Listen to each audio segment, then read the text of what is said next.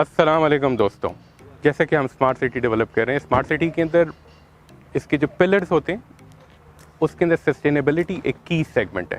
Sustainability develop होती है जिसके अंदर मेन यूटिलिटीज़ होती हैं, और यूटिलिटीज़ में हम लोग जाएं तो उसमें बिजली जो कि इलेक्ट्रिसिटी इज़ अ की फैक्टर, और इलेक्ट्रिसिटी को ग्रीन प्रोड्यूस करने के लिए हमने 2 विंड मिल्स ऑर्डर की हैं, और ये 2 विंड मिल हमारा एक पायलट प्रोजेक्ट है जो कि हम मेन अपनी ग्रिड में शामिल करेंगे और ग्रीन एनर्जी प्रोड्यूस करेंगे। और पाकिस्तान में हम पहले रियल स्टेट सेक्टर में हैं जिन्होंने विंड मिल इंट्रोड्यूस की है, और जैसा कि गवर्नमेंट का विजन है कि जो कि ग्रीन एनर्जी प्रोड्यूस करना चाहते हैं, उसकी तरफ हम लोगों का ये पहला कदम है। विंड मिल के 3 बड़े पार्ट्स होते हैं जिसमें इसको डिवाइड किया जाता है, और ये कलेक्टिव होकर हम लोगों को बिजली प्रोड्यूस करता है। इसका जो पहला कंपोनेंट है वो हमारे पास मौजूद है जनरेटर की सूरत में, और जनरेटर जो है वो हमारा 100 किलोवाट की एनर्जी प्रोड्यूस कर सकता है। उसके बाद हमारे पास जो दूसरा इसका मेजर कंपोनेंट है वो यहाँ पे मौजूद है, जो कि इसकी बेस है और जो इसका बेसिकली एक स्टेम है जिसके ऊपर से ये हाइट पे एलिवेशन के ऊपर लगेगा।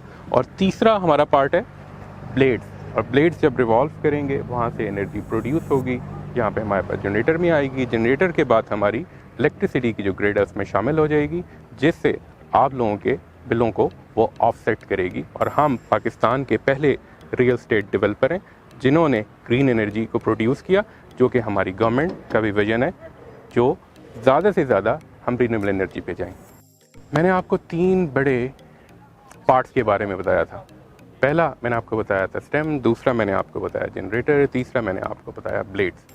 अब कोई ना कोई ऐसी चीज़ होनी चाहिए जो इन तीनों को आपस में जोड़े, और जोड़ने के बाद वो हमारे कंट्रोल सेंटर में, जो कि हमारा कमांड एंड कंट्रोल सेक्टर है, उससे कनेक्ट हो, और हमने इस बिजली को कैसे आप लोगों को ऑफसेट करवाना है, और रिन्यूएबल एनर्जी कैसे अपनी मेन ग्रिड में शामिल कर रही है, और आप लोगों को ये कैसे आपकी ज़िंदगी के अंदर फ़र्क देगी।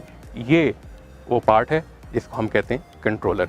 ये कंट्रोलर जो होगा हमारे साथ कनेक्ट होगा और वो फ़ायदे आपको दे सकेगा जो आपको मिलने चाहिए, यूज़ करें।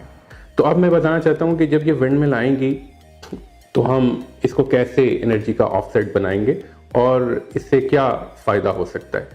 अब बेसिक चीज़ ये है कि अगर हम कोई भी इकोनॉमिक्स देखें कि कोई चीज़ अगर महंगी, उसकी कॉस्ट ऑफ प्रोडक्शन ज़्यादा है तो दैट मीन्स कि उसका टैरिफ भी ज़्यादा है, और किसी की कॉस्ट ऑफ प्रोडक्शन कम है तो दैट मीन्स उसका टैरिफ भी कम है। It's a simple math. But बात यहाँ पे ख़त्म नहीं होती, क्योंकि हम यहाँ पे बात करें स्मार्ट सिटी की। तो स्मार्ट सिटी के अंदर खाली ऑब्जेक्टिव ये नहीं है कि सस्टेनेबिलिटी हो और हम एनर्जी भी खुद प्रोड्यूस कर रहे हों। इसका जो आखिरी एस्पेक्ट आता है वो आता है कार्बन फुटप्रिंट। क्या हम कार्बन फुटप्रिंट को कम कर रहे हैं? हाँ बिल्कुल। अगर हम फर्नेस ऑयल बर्न नहीं कर रहे, अगर हम कोल बर्न नहीं कर रहे, तो इसका मकसद क्या है कि हम लोग कार्बन फुटप्रिंट को कम कर रहे हैं, और हम फुटप्रिंट को कम करते हुए एक और काम कर रहे हैं।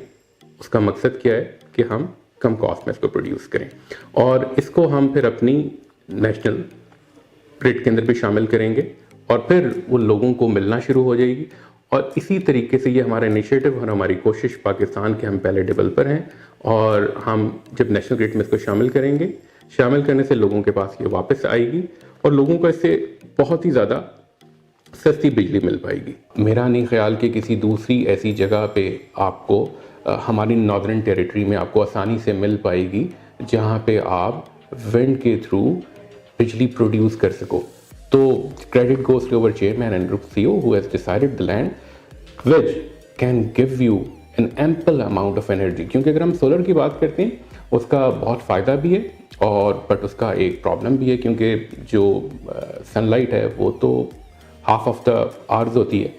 बट विंड का ऐसा नहीं है, विंड काफ़ी कंसिस्टेंट रहती है। अगर विंड कंसिस्टेंट रहती है तो दैट मीन्स कि ये रिसोर्स अगर हम जितना ज़्यादा इस्तेमाल करेंगे, इसका अप टाइम उतना ज़्यादा है, जिसका अप टाइम उतना ज़्यादा है उसकी प्रोडक्शन उतनी ज़्यादा है। तो मैंने जैसे कि आपसे बात की थी कि प्रोडक्शन की कॉस्ट कम हो रही है, जब प्रोडक्शन की कॉस्ट कम हो रही है तो लोगों पे भी उसका वैसे ही फ़ायदा पड़ रहा है।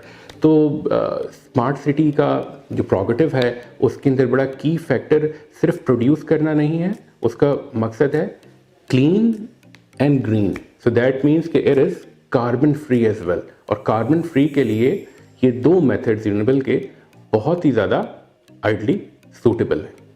Thank you.